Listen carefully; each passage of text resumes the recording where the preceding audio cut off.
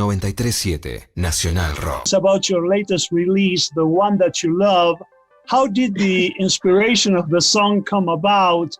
Plus, if you will, something about the lyric itself, with its depiction of a certain uneven relationship. And finally, whatever you want to say about the video, which has a lovely country setting, almost like a mini Western kind of thing. Yeah, it is a mini Western. Well, I mean, the song was born end of last year in Mexico, actually, a studio in Mexico, while in a hotel room made into a studio in Mexico.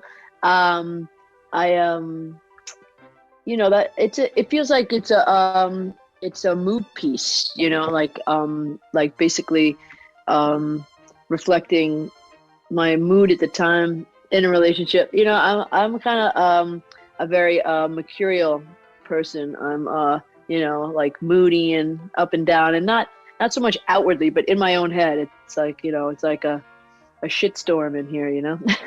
And so I just kind of go with it, and it just felt very. It was one of those songs, I think, that popped out of my subconscious, you know, like it was.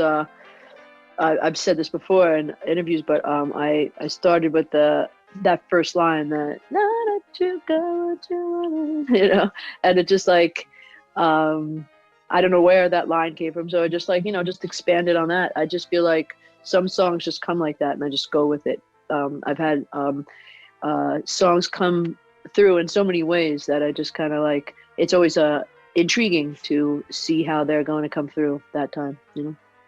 Mm-hmm. I would like now to take you a bit back in time and to ask you, when did you first realize that music would become an integral part of your life, not just a hobby or something that you liked, but something much more important, if you will? You know, I think probably not till later, you know, not till I was really sure that I was feeling like it was like possible, you know. I think around my first record deals, I started to go like, okay, you know, like I don't think I believed it wholeheartedly before that. I was committed and I kept working, but I think when I first started getting deals, which is kind of lame because, you know, you should do something not for the payoff, but, you know, it is nice to even not like, I'm not talking about lots of money, but like, you know, even to get a small amount of money for a piece of art is like the beginning of kind of like, oh shit, this could be something I do. You know, before that, I think, I don't know, I didn't really have I don't think like that. I don't think, you know, like I'm very kind of like what's right in front of me, you know, like I can't think forward too hard to, you know, like even like buying a house was like, oh, I don't, you know, couldn't even think about that. It was more like not be like, you know, homeless or something, you know, like trying to like make sure I was like fed and could, you know, feed myself and house myself. Like that was the most important thing, and like writing music. So I just kind of like kept it very tight for a while. So I think I didn't realize it until I started to not have to do other work. Talking about other work, you have written quite a number of songs for other artists, which became hits and very well known. And some writers said once that to actually be able to write songs for other people, you've got to get under their skin, to be able to see through that artist's eye. To what extent does this apply to you? I think that they're right, whoever said that. I think there's a level of intuition involved in writing for others. I think that and then also, you know, being able to consider that you may not even be right. Like you could read something off a person, it could give you emotion. And that's the funniest part, is that you'll like, you know, you'll think that you have something in them or something on them or whatever.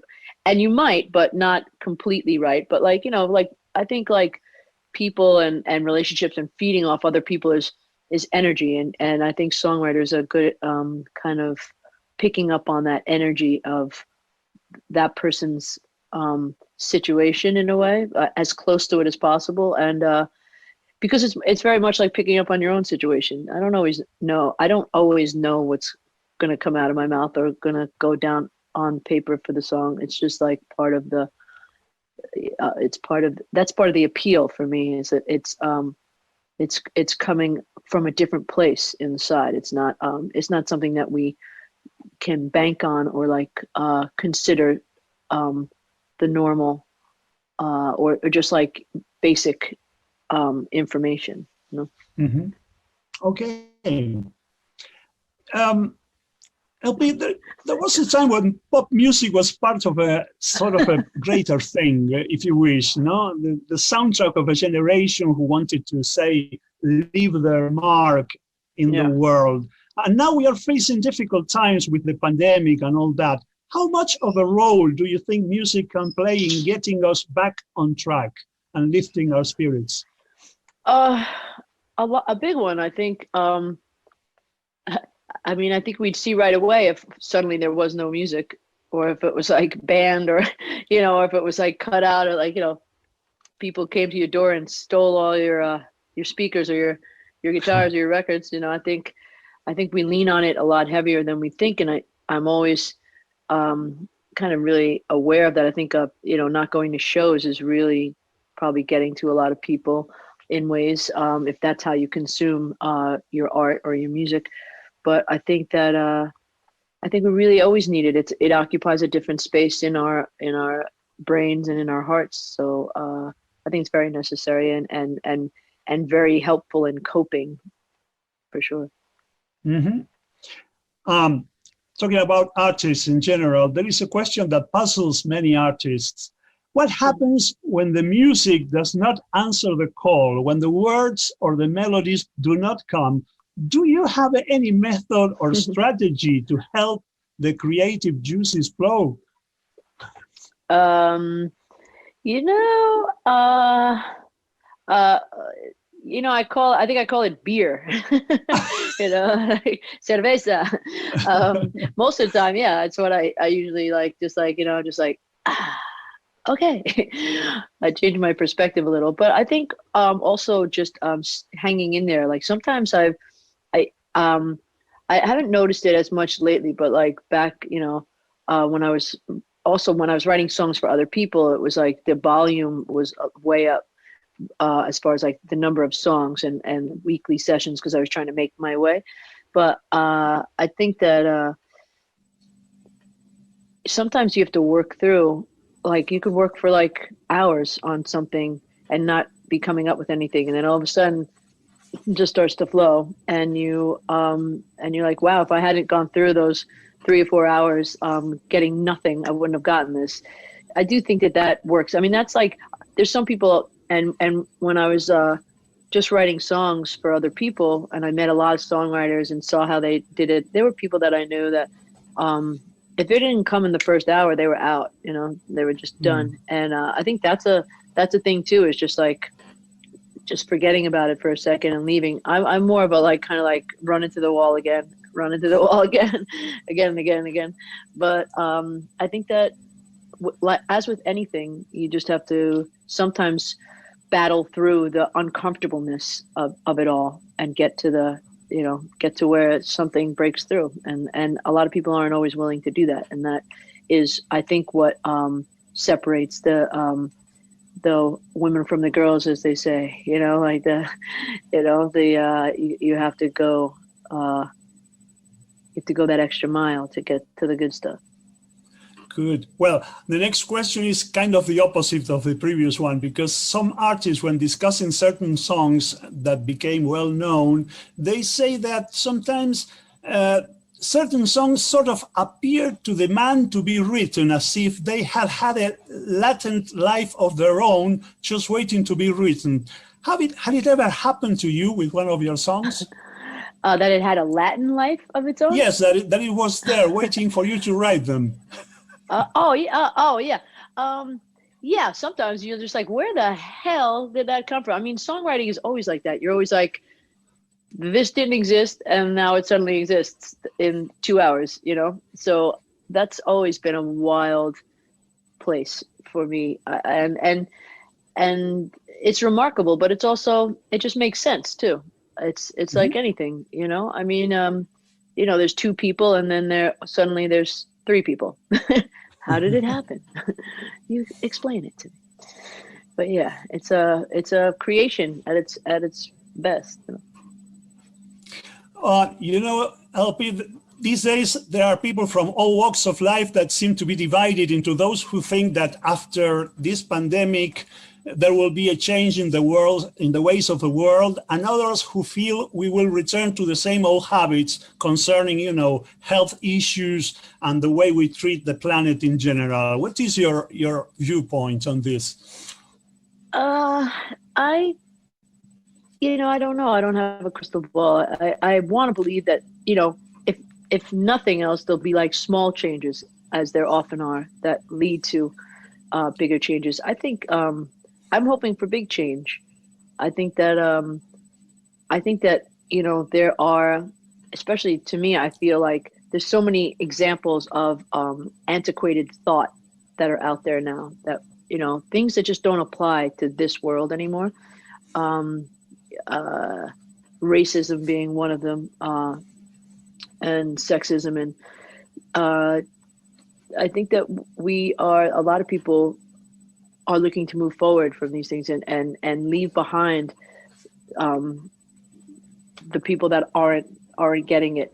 But I do think that it's also going to fracture. I think that there's always going to be people on different sides. I think that we are stuck with that for a while. And in fact, in a way, we've excavated a lot of modern thinking and how we want it to be, like how I hope it progresses. But then there's people, as we can see, you know, just by going to the news for 1 second, there's people that are on the other side of the fence going, no, we want it to stay the way it was.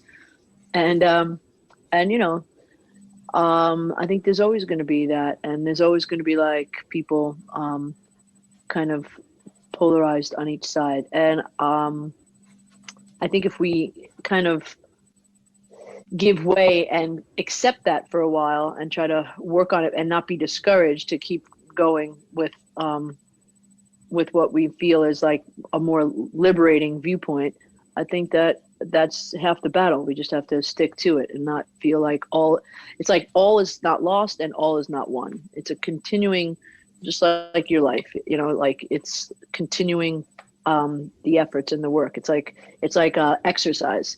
We don't go like, you know, we don't exercise for a week and go like, thank God it's over. I look great. I'm going to look great forever. You know, it's just like we have to exercise every day. And that's what we have to do with our idealism. We're running out of time, so I have a couple of questions left. After playing for so many people in many stages, festivals all around the world, and in Moscow doing the live album, etc., how did it feel to do your virtual concert for the Beehive in the Beehive Studios in Los Angeles? Lonely. It was very lonely in there. Yeah, it was like there were like 5 cameramen. It's just like yeah. You know, it's like it was a little boring. No, it was great. I mean, I felt like I could feel people there, and you know, around me in the internet, and that was cool. I just think that it's something, you know. Even I'm doing this drive-through. What can I get you?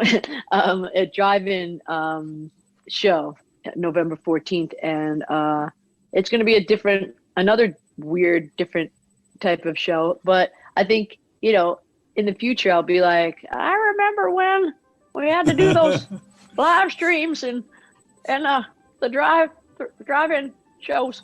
It's going to be like something you did at the time, and it's timely and it's interesting. I mean, I feel like this year in general, if we get nothing else from this year, we have never been as connected as a planet ever in our lifetimes.